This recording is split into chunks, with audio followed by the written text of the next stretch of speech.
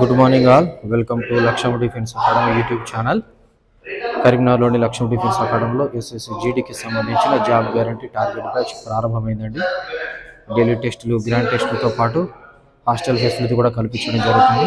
అతి తక్కువ ఫీజులో ఎస్ఎస్జిడి శిక్షణ ఇస్తున్న సంస్థ లక్ష్యం డిఫెన్స్ అకాడమీ. సమయాన్ని వృధా చేసుకోకుండా వీలైనంత త్వరగా లగేజ్తో రాగలరు. పూర్తి వివరాలకు 7396607448లో సంప్రదించగలరు.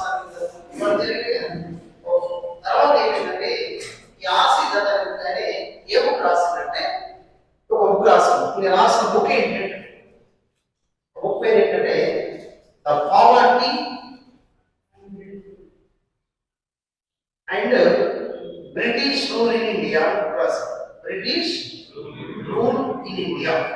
Important. So India first paper is Bengali. Yes, okay. This first book is India first book is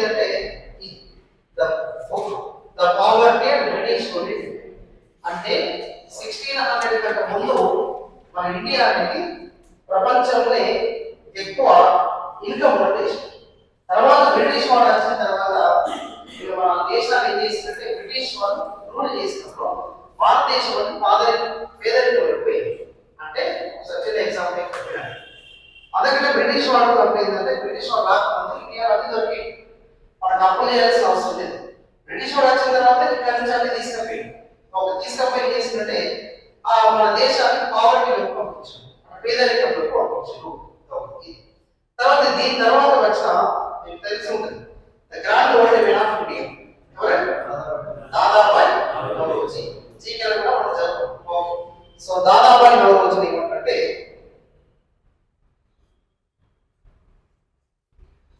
the grand old men of India. The grand old men of India. తెలుగులో ఏమంటే భారత కురు వృద్ధులు.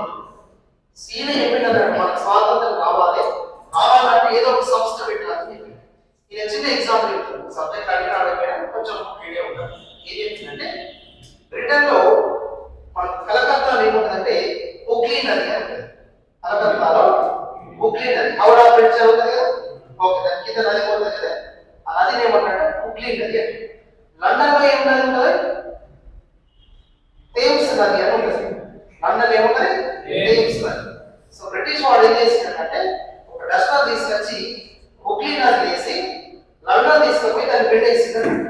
దాని మీనింగ్ ఏంటంటే ఓకే, దాని economics లో చదువుతారు సంపద తరాలు ఇంపోవడం. ఓకే, దాన్ని డ్రైన్ థియరీ అంటే.